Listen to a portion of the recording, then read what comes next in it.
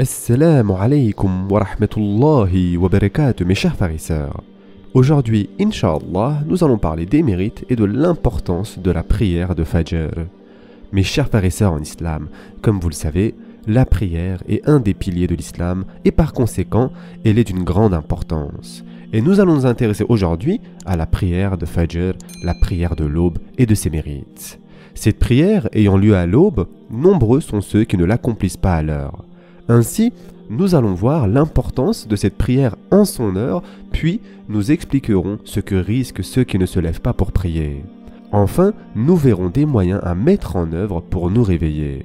Mes chers frères et sœurs en islam, la prière d'Al-Fajr présente une importance particulière car les anges de la nuit et les anges du jour se réunissent à l'aube pour assister à la prière. Allah Azza wa Jal envoie ses anges auprès de ses serviteurs afin qu'ils témoignent de leur prière. Cela prouve donc que cette prière est précieuse aux yeux de notre Seigneur. Et en effet, Abu Hurayra radiallahu an rapporte que le messager d'Allah sallallahu alayhi wa sallam a dit: la prière en commun est supérieure à la prière individuelle de 27 degrés.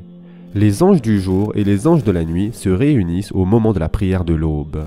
Quel bienfait de notre Seigneur! Les anges se réunissent pour la prière de l'aube, subhanallah.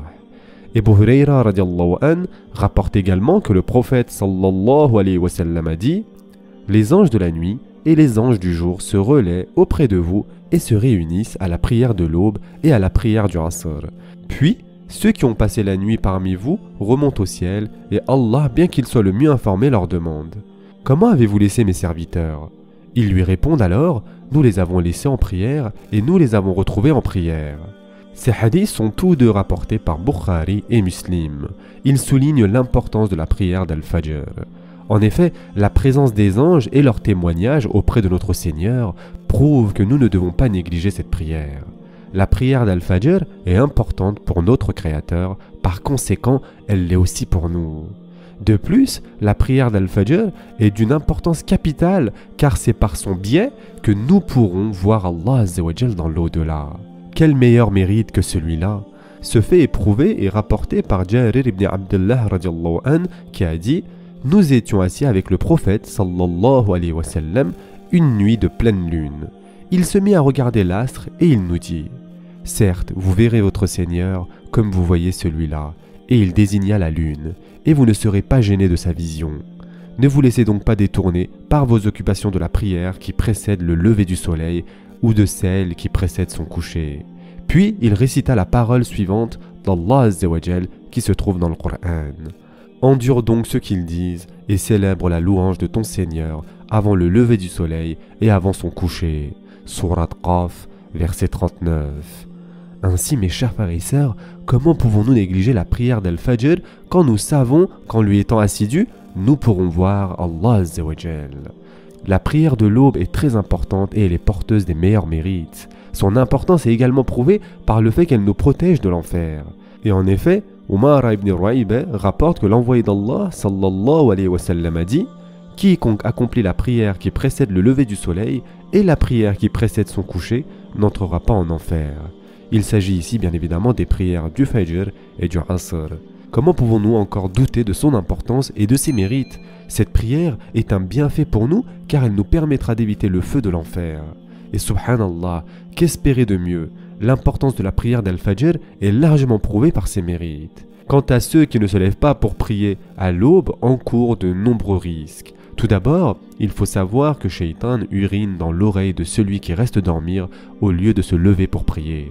En effet, Abdullah ibn Mas'ud radiallahu an rapporte: on parla à l'envoyé d'Allah sallallahu alayhi wa sallam du cas d'un homme qui avait dormi une nuit entière jusqu'au lever du soleil. Et le prophète sallallahu alayhi wa sallam dit: Shaitan a uriné dans les oreilles d'un tel homme. Cela devrait dissuader chacun d'entre nous de dormir la nuit entière et de négliger la prière de l'aube.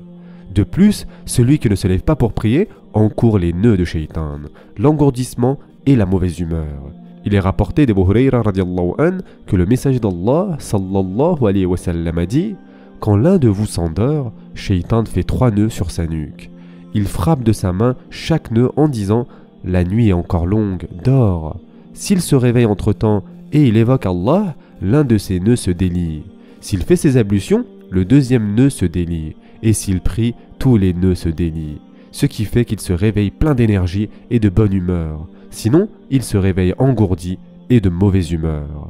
La présence de Shaitan et la réussite de ses ruses contre nous devraient nous éloigner du sommeil à l'heure de la prière.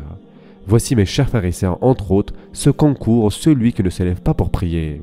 Au-delà de cela, celui qui dort toute la nuit entraîne la colère d'Allah Azza wa Jal. Et comment pouvons-nous négliger cette prière en sachant cela?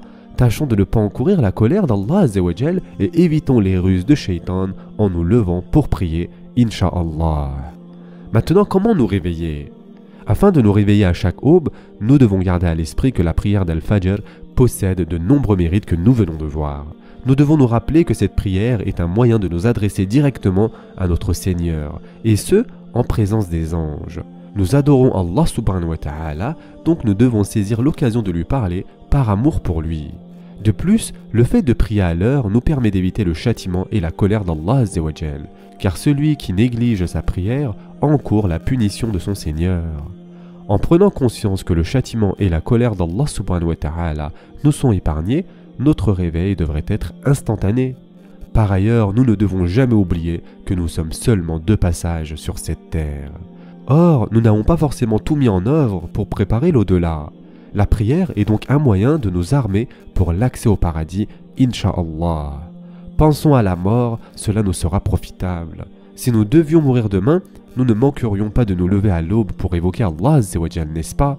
Qu'en est-il lorsque nous ignorons l'heure de notre mort? Nous devrions nous lever à chaque aube, car chaque nuit risque d'être notre ultime nuit, et donc de ce fait, notre dernière occasion d'implorer le pardon de notre Seigneur.